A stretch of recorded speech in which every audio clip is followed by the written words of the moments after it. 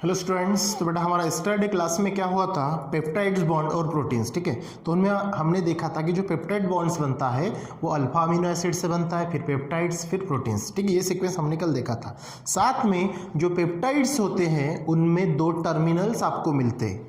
ठीक है, अब जो पेप्टाइड बॉन्ड्स होता है जिनमें दो टर्मिनल्स मिलते हैं, तो दो प्रकार के टर्मिनल्स होते हैं, एक सी टर्मिनल और दूसरा एन टर्मिनल। ठीक है, सी टर्मिनल का मतलब क्या होता है कि जो ग्रुप जो लिंक होगा कार्बोक्सिलिक एसिड से, जो दोनों एंड होते हैं, यहाँ पे COOH होता है, यहाँ पे NH2 ग्रुप होता है, मतलब अमीनो ग्रुप और कार्बोक्सिलिक एसिड, ये जो टर्मिनल्स होते हैं दोनों साइड के, जो कार्बन या फिर जो अल्काइल ग्रुप या फिर जो भी सब्सटेंस वो कार्बोक्सिलिक एसिड को अगर लिंक होता है दैट इज सी, उसे बोलते हैं हम सी टर्मिनल, और जो अमीनो ग्रुप से लिंक होता है उसे बोलते हैं हम एन टर्मिनल्स। ये हमारा प्रीवियस वीडियोस में हो चुका था कि भैया ये लिंक कैसे होते हैं, वाटर मॉलिक्यूल्स हमने वहां से रिलीज किया था। ठीक है ना, ग्लाइसिन और एनालिन से, तो वहां से हमने वाटर मॉलिक्यूल रिलीज किया था। ये कंपाउंड्स आपके सामने एज ए प्रोडक्ट मिला था, जिसके अंदर में आपको मिला था कि दोनों को लिंक करने वाला एक जो बॉन्ड होता है उसे हम बोलते हैं पेप्टाइड बॉन्ड्स। ठीक है, जो प्रोटीन से ही रिलेटेड होता है। क्लियर? चलो नेक्स्ट आगे का टॉपिक हमारा है टाइप्स ऑफ प्रोटीन्स। ठीक है, अगर हम प्रोटीन्स के टाइप्स देखें तो उसके मेन दो प्रकार के टाइप्स आते हैं।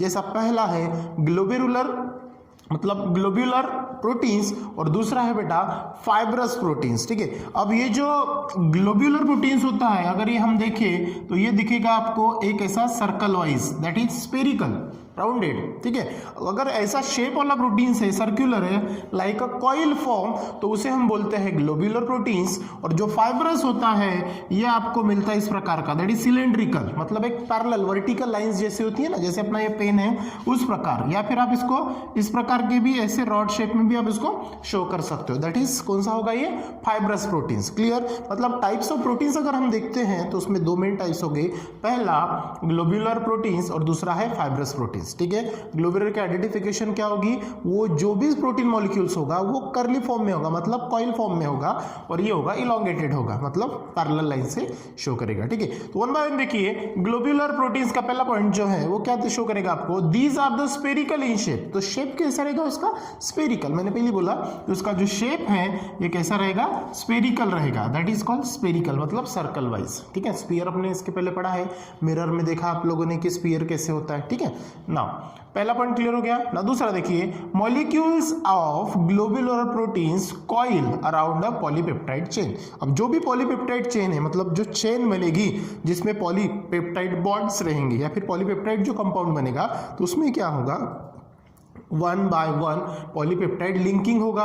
अब वो लिंकिंग क्या होगा, उसके जो दो टर्मिनल्स है उसके बीच में क्या होगा, जॉइंट होगा, और कैसा शेप शो करेगा आपके सामने, that is circular shape. Got it? It means that coil form में करेगा, मतलब स्पेरिकल फॉर्म में शेप शो करेगा, करके उसको बोलते हैं ग्लोब्यूलर प्रोटीन्स। क्लियर? मतलब जो भी पेप्टाइड बॉन्ड का स्ट्रक्चर आएगा उसमें उसकी जो अरेंजमेंट रहेगी वो कैसे रहेगी, सर्कुलर रहेगी। क्लियर? नाउ नेक्स्ट पॉइंट देखिए, ये जो कंपाउंड्स होते हैं, मतलब ये जो ग्लोब्यूलर प्रोटीन्स होते हैं, these are water soluble. It means that अगर हम उसे वाटर के अंदर में ऐड करते हैं तो वो क्या होगा, सब्सटेंसेस जो है वो वाटर के अंदर में ऐड होने के बाद वो क्या होते हैं बेटा, डिजोल्व होते हैं। क्या होते हैं, डिजोल्व। डिजोल्व का मतलब क्या होगा, वो वाटर के अंदर में सोल्यूबल, मतलब फुल्ली उसके अंदर में क्या हो जाएंगे, डिजोल्व हो जाएंगे। ठीक है, नाउ नेक्स्ट अगर हम इसके एग्जांपल्स देखते हैं, इंसुलिन है और अल्बुमिन है। इंसुलिन का आपका नाम सुना होगा, जो इंसुलिन्स होते हैं, एक सेकेंड देखिए, इंसुलिन अगर है तो ये जो इंसुलिन होते हैं, आपने इसका नाम सुना है कि ये अपने ब्लड्स के अंदर में होते हैं। ये देखा आपने,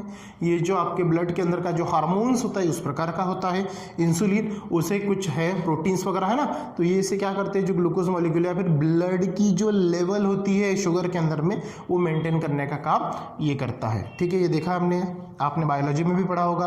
अल्बुमिन है, ये क्या है, उसके एग्जाम्पल्स है। तो आई होप कि आपको क्लियर हो गया होगा कि ग्लोब्यूलर प्रोटीन्स ये है क्या। उसी से रिलेटेड दूसरा जो है फाइब्रस प्रोटीन। अब फाइब्रस प्रोटीन्स क्या होता है, जैसे मैंने बताया, जैसे ग्लोब्यूलर प्रोटीन्स का शेप जो होता है वो स्फेरिकल होता है, और उसी प्रकार फाइब्रस प्रोटीन्स का जो होता है ये सिलेंड्रिकल होता है। मतलब क्या होगा, एक वर्टिकल पैटर्न से होगा। तो मॉलिक्यूल्स, कौन से molecules, fibrous proteins molecules are elongated rod shape. कैसा होगा, इलोंगेटेड। इलोंगेटेड का मतलब ऐसा सीधा वर्टिकल, देखो इलोंगेटेड है ना, फैला हुआ ऐसा लंबा। ठीक है, दैट इज कॉल्ड, जिसको हम क्या बोल सकते हैं, पेंडुलम भी बोल सकते हैं, पेंडुलम के समान। ठीक है, तो उसको बोलते हैं इलोंगेटेड। तो इनका जो स्ट्रक्चर होगा ये कैसा होगा, फाइब्रस प्रोटीन्स का इलोंगेटेड होगा। Got it? Now it helps in holding the polypeptides in parallel way. इनके अंदर में वो एबिलिटी होती है कौन सी, कि जो पॉलीपेप्टाइड स्ट्रक्चर होता है या फिर बॉन्ड होते हैं इसको ये होल्ड करके रखते हैं, ना कि मोल्ड होने देते हैं। ठीक है, मोल्डिंग हुआ तो क्या होगा, वो कॉइल लाइक स्ट्रक्चर बनेगा। कॉइल लाइक स्ट्रक्चर बना तो वो किस में इंक्लूड होगा, ग्लोब्यूलर प्रोटीन्स में। ठीक है, लेकिन इसके अंदर में जो स्पेशल अरेंजमेंट होती है वो जो बॉन्ड है कौन से पॉलीपेप्टाइड बॉन्ड्स, उसको होल्ड करके रखते हैं, उसको पकड़ के रखते हैं ताकि वो क्या ना हो, ऐसे बेंड ना हो। इट मीन्स दैट वो ऐसे बेंड हो के सर्कुलर पैटर्न में ना अरेंज हो। इसके कारण इसका जो स्ट्रक्चर बनता है वो इलोंगेटेड रॉड लाइक स्ट्रक्चर होता है और करके हम उसे फाइब्रस प्रोटीन बोलते हैं। Now these are insoluble in water. जैसे फाइब्रस प्रोटीन क्या होते हैं, इनसोल्युबल होते हैं, उसी प्रकार ग्लोब्यूलर जो हमने देखा वो सोल्युबल होते हैं, तो ये फाइब्रस क्या होते हैं, इनसोल्युबल इन वाटर होते हैं। ठीक है, अब ये केराटिन जो होते हैं, these are insoluble in water. अब ये जो केराटिन होता है, केराटिन नाम का जो प्रोटीन्स होता है ये प्रेजेंट होता है बेटा हेयर में, प्रेजेंट इन हेयर। किस में प्रेजेंट होता है, प्रेजेंट इन हेयर। ठीक है, ये ध्यान में रखना।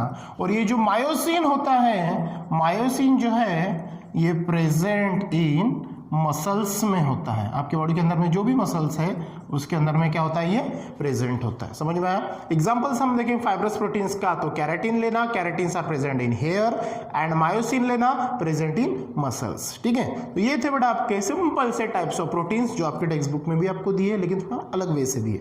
तो ये सिंपल क्लासिफिकेशन में अगर 2 मार्क्स के लिए आपको पूछते हैं तो बस ये 4 पॉइंट लिख के रख देना, हो जाएगा। ठीक है, नेक्स्ट वन अगर हम देखते हैं बेटा स्ट्रक्चर ऑफ प्रोटीन्स। कौन सा, स्ट्रक्चर ऑफ प्रोटीन्स। अगर हम प्रोटीन्स का स्ट्रक्चर देखेंगे, बाद में types of structure of proteins भी हैं। ठीक है, वो भी देखना है कि एक्चुअली होते क्या है। ठीक है, देखिए स्ट्रक्चर ऑफ प्रोटीन्स, उसमें क्या होगा, प्रोटीन्स आर रिस्पॉन्सिबल फॉर, आपको पता है कि आपके बॉडी में डिफरेंट टाइप्स ऑफ फंक्शंस ये चलते रहते हैं। आप चाहे सोए हो या फिर जगे हुए, मतलब दिन से लेकर रात तक 24 घंटे कुछ फंक्शंस जो है वो कंटिन्यूअसली आपके बॉडी में क्या होते हैं, फंक्शंस परफॉर्म करते रहते हैं।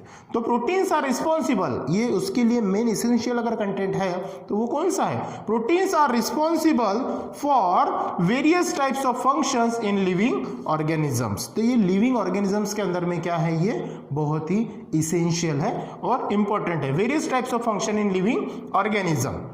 दूसरा पॉइंट अगर हम देखते हैं, some normal proteins of hair muscle skin give shape of the structure. तो कुछ प्रोटीन्स ऐसे होते हैं जो हेयर में प्रेजेंट होते हैं, जैसे मैंने बताया आपको कि केराटिन ये हेयर में प्रेजेंट होता है, मायोसिन ये मसल्स में प्रेजेंट होता है। तो ऐसे बहुत से फंक्शंस हैं कि जो क्या करते हैं, उनका शेप टू स्ट्रक्चर, तो उसको डिसाइड करते हैं। नेक्स्ट वन अगर हम देखते हैं, but some enzymatic proteins helps to various physiological reaction. Physiological reactions का मतलब क्या होता है, जो रिएक्शंस आपके बॉडी के अंदर में चलते हैं, केमिकल रिएक्शंस, तो वो जो चलती है तो उसको हेल्प्स करने में भी ये क्या करते हैं, प्रोटीन्स रिस्पॉन्सिबल होते हैं। ठीक है, अगर हम नेक्स्ट टॉपिक देखते हैं तो जो स्ट्रक्चर ऑफ प्रोटीन्स है तो उसका है बेटा types of structure of proteins, types of structure of proteins.